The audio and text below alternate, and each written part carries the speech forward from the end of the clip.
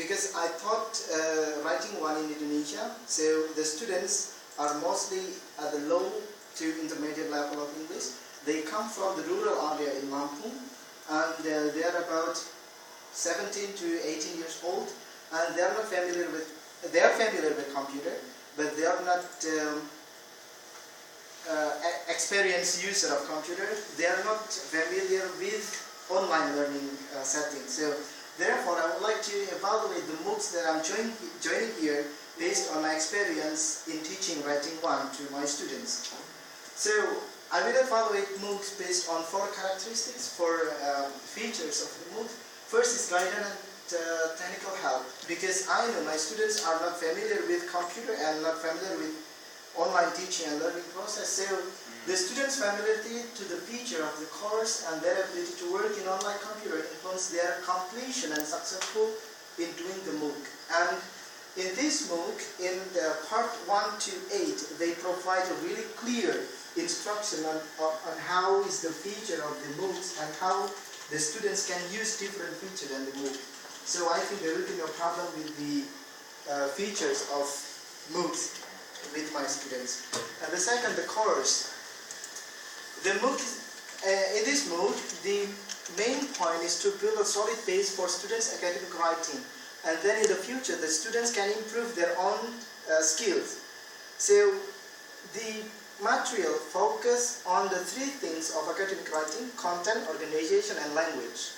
And as my experience in teaching writing 1 to my students, the material, the purpose, the objective of the MOOCs is in line with the objective of my writing 1. Because in writing 1, the main objective is to build a strong foundation for them to write in academic writing. So this MOOC is really suitable to be implemented as supplementary materials to teach writing 1 in Indonesian context.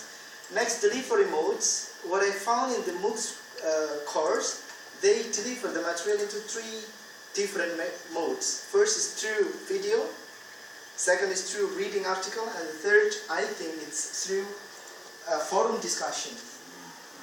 And what I found is that I try to connect between the delivery mode here and my delivery mode in Indonesia.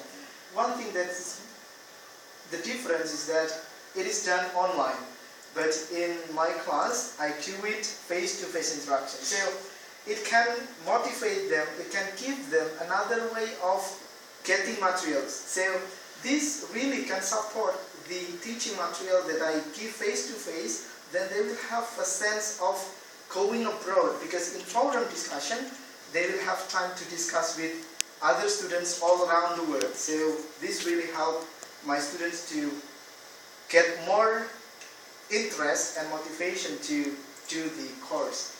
And then the assessment, it is a very interesting assessment because it uses peer review and it uses quiz. Throughout the course, at the end of every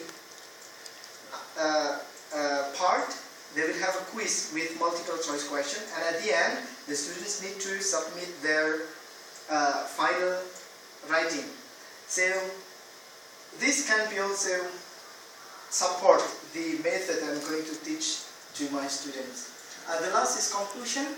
Based on my experience in doing MOOC and my experience in teaching English, and I know my students, their background, I think it will be useful for me if in the future I teach my student writing 1 and I will somehow integrated the MOOC into my teaching. So they will have sense of my classroom face-to-face, and they will have sense of doing it. That's very good, because I was going to ask you about that integration. Now, what will lead it? Will you take pieces of the MOOC during that timeline?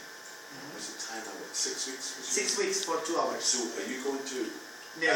slot it in? What will be the overlap? Okay, I will try to introduce the MOOC, and I will ask them, I will show the feature of the MOOCs and how to work in the MOOCs, but after that I will leave them to work in their own time, not in the 2 hours for 16 weeks. But however, then when I teach, for example, organization, I will ask them, can you see it in the MOOCs? what did you find it different and what did you find it the same thing? Okay, so you're going to lead, say, content organization. Okay, Yes. next week, we're going to study the organization. Uh-huh. Are you going to send them to the MOOC, or are you going to say, I'll introduce organization, and the MOOC is support? Yeah. You mentioned support several times. Is it just support, or is it? Actually, I'm trying to keep them in a more condensed. The core one I will give them in the classroom, but then they will try to find another resources to support their understanding, because they will have the different sense of being taught by me as a lecturer and learning by themselves in MOOC situations. So it will be interesting for them. Yeah. So it's almost a semi-flipped classroom. You know, you're leading, Yeah. you're saying, look, this is very much related to what Yeah. I'm doing. Yeah, it's semi. Now, then you're sending them out to deepen their understanding of the MOOC. Then what? Are you traditional examination, or will you try peer review? I don't know. 17, 18. No. So it's good because there's lots of questions, there's lots of people. No one say something. The answer question, Prastyo. What, if you were to integrate this, like you were just telling Liam, what would be the biggest challenge, do you think? To keep them motivated to actually see it and do the MOOCs, because for me myself, I didn't feel motivated in the 3rd and 4th week. Fortunately, that this MOOC program is only 5 weeks, so therefore I'll try to keep them motivated to actually see, because here they can actually interact with other people around the world. That is the biggest chance for them to actually go online, because when they learn in the classroom, they speak Bahasa Indonesia with their friends, so there is no force for them to actually practice writing English in a clear way. If they communicate with other people from different language, they will try to write in a clear way. So it's like a virtual culture shock. Yes. Yeah. Very good. Thank you. That's it. I love it.